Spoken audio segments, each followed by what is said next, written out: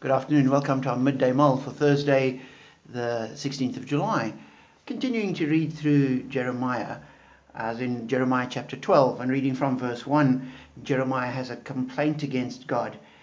And he writes, "You're always righteous, Lord, when I bring a case before you.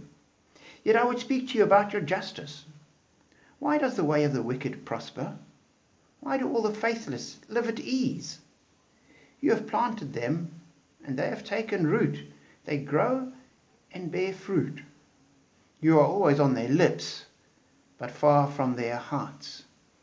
And so Jeremiah has a complaint that I think many people have. Why is it that the good people seem to so often be struggling and evil flourishes, and bad people just go from strength to strength, and they never held to account?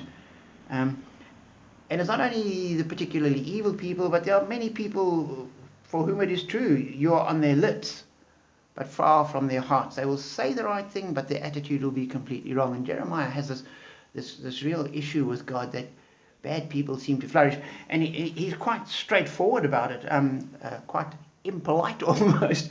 Continues, "Yet you know me, Lord. You see me and test my thoughts about you. Drag them off like sheep to be butchered. Set them apart for the day of slaughter. How long will the land lie parched and the grass in every field be withered? Because those who live in it are wicked, and the animals and birds have perished." And so, straightforward and completely honest. And on the one hand, I'm not saying we need to desire that or wish people to be butchered, but we can be honest with God and what we are feeling, and those things which we might not be prepared to admit to other people. We can admit to God and say, "God, this really is how I'm feeling."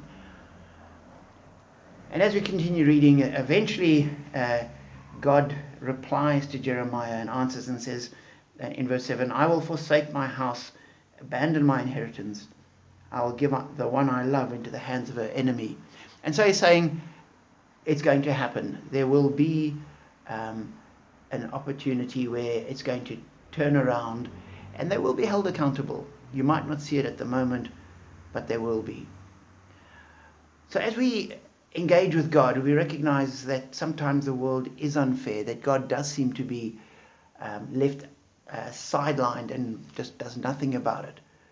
But ultimately, it will all be sorted out.